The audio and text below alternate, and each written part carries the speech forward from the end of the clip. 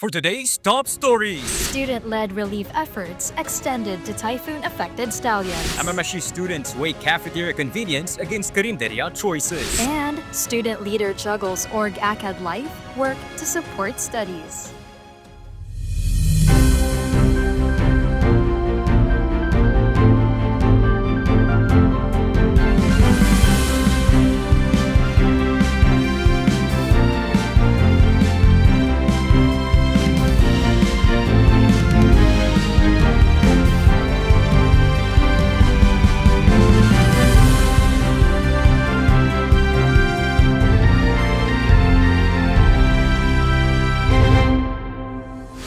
Relevance, Excellence, growth. Good day, Philippines! Here to magnify stories that go beyond the headlines. I am Robin Villabat. And giving voice to perspectives often left unheard. I am Francesca Renche. This is The Vantage Point. Northern Luzon faced the force of Super Typhoon Nando, leaving communities shattered, including some students from Mariano Marquez State University. With power outages and damages reported especially among those in dormitories, the university, along with its student-led organizations, took actions to provide assistance. Kyrie La Cuesta has the story. Super Typhoon Nando, which made landfall in northern Luzon on September 22, caused widespread damage in Ilocos Norte. In response, classes in both public and private schools, including MMSU, were suspended from September 22 to 24 through a memorandum from the Office of the President and class suspension advisories from the provincial governor. Within the university itself, damages were also recorded, including scattered debris and fallen trees in different areas of the campus. In the aftermath of the crisis, MMSU, through the initiative of the University Student Council and Office of Student Affairs and Services, converted its student center and covered court into a charging hub for students affected by massive power outages. Meanwhile, the USC launched several initiatives to support affected students. Among these is the Stallions Welfare Check through Google Forms, which gathered over 1,000 responses from students in need of assistance.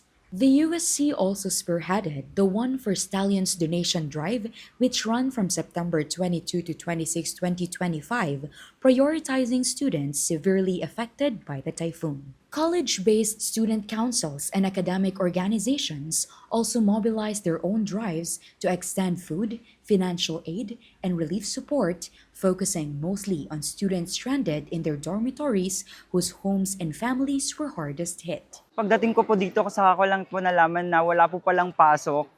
Kaya as in walang-wala po ako hanggang gabi po, hindi po ako naka-charge, wala po akong pagkain, wala po akong allowance. Biglang nagkaroon ng announcement, tinatanong nila kung sino yung mga may kailangan ng assistance. And thankfully, sa student council po, hinatid po nila sa amin yung pagkain na rice and then mga dilata po. Thankful po ako sa CAS Student Council kasi pare-pareho po tayong nakaranas ng bagyo. Nandyan pa rin sila para tulungan tayo.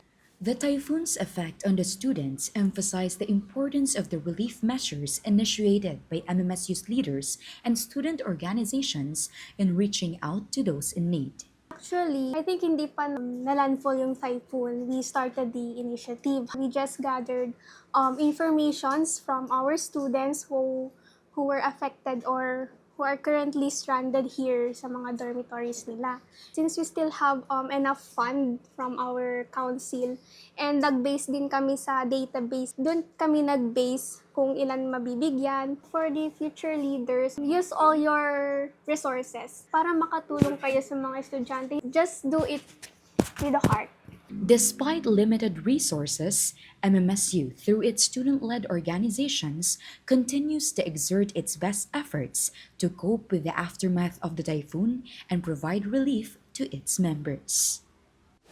While Typhoon Nando left northern Luzon damaged, the resilience of the MMSU community shines through as students, councils, and leaders work hand in hand to recover. For MMSU Stallions, the spirit of bayanihan remains stronger than any storm. Kylie La Cuesta, The Vantage Point. In other news, at the Converge to Achieve the Higher Education Summit on September 15, CHED Chairperson Shirley Agrupis raised concern over the country's declining English communication skills, calling it the weakest competency among students and professionals.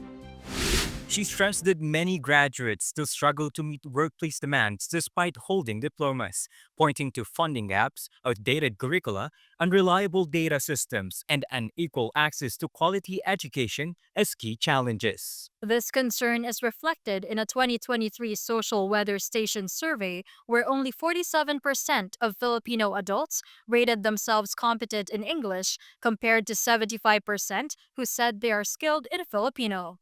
In response, a groupis has begun recalibrating CHED within her first 100 days, focusing on faster policy work and modernized systems. CHED is also set to roll out communication-focused programs and push for broader reforms, urging universities to take a stronger role in preparing students for the demands of a global workforce.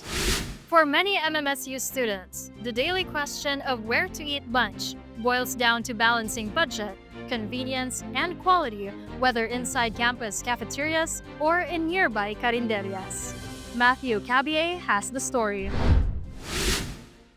As classes break for lunch, MMSU students prepare their packed lunches or head to auxiliaries, food stalls, and carinderias. For many, the choice depends not only on taste but also on budget. Inside the campus, the university's cafeterias and concessionaires housed in auxiliary buildings offer a range of snacks, drinks, and meals. Concessionaire products often go for more than 50 or 100 pesos, while university cafeteria snacks are mostly sold below 100 pesos and budget meals priced at 50 pesos with an additional 10 pesos for takeouts. But outside the gates, the picture changes as carinderias offer a lower-cost alternative. Hazel Joy Tomaneng, a co-owner of Vidad's Eatery, shared the standard order of most students. A pancit worth 10 to 15 pesos paired with rice worth 5 pesos costs no more than 20 pesos.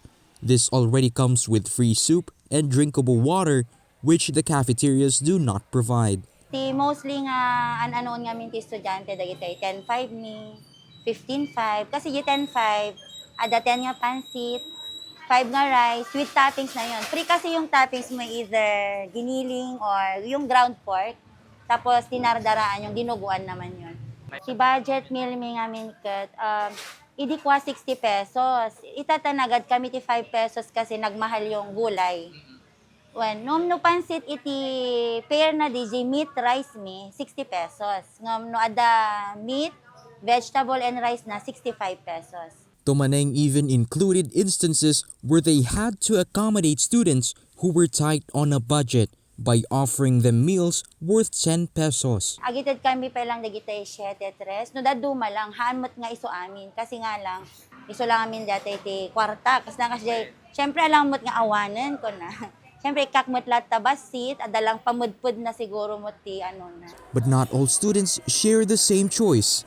First-year pharmacy student Evangeline P. Leonardo finds auxiliaries more practical for her daily routine. I often choose to eat at auxiliary kasi it's affordable. It saves time, especially for students that have a jam-packed schedule. Mas prefer ko talaga ti karinderya. Although, auxiliaries ket talaga nga comfortable kasi syempre naka-aircon and all ngem tingamin kalaban mo no kati auxiliary ket students no kano lang gati dugti pila kas jay ket man-manomet lang ti oras ti lunch kasi and no ag lunch na kiti oxin ket nalami is no kali jay makane jay food mayat met DJ taste nangem DJ lang kas lang no mabisbisin ka ket DJ ko kayat mo met ti mangan ti medyo na hot meals. Mapala also added the long lines and crowding can be a hassle, saying it would help if more manpower were available at the counter to accommodate the significant number of students. To address that, ket mayat siguro no mabalbalin ket duwa nga counters tapno easy flow lang DJ pa nag-order. In response, Norman Viernes, the university's OIC Chief of Food Services, shared their ongoing improvement plans.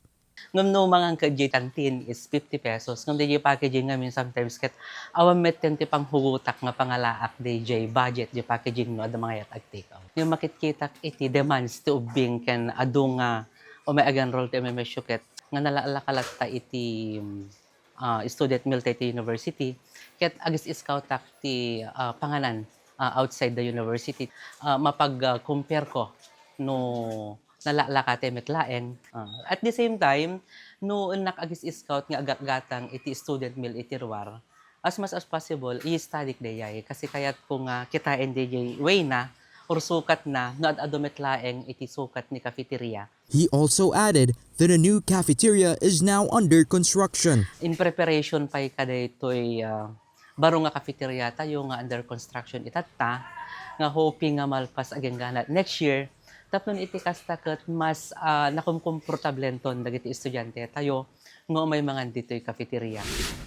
Whether it's the affordability and proximity of auxiliaries or the budget-friendly yet freshly cooked meals of carinderias, MMSU students weigh their options based on time, quality, and budget. While both serve its purpose, it's the students who get to decide which works best for them.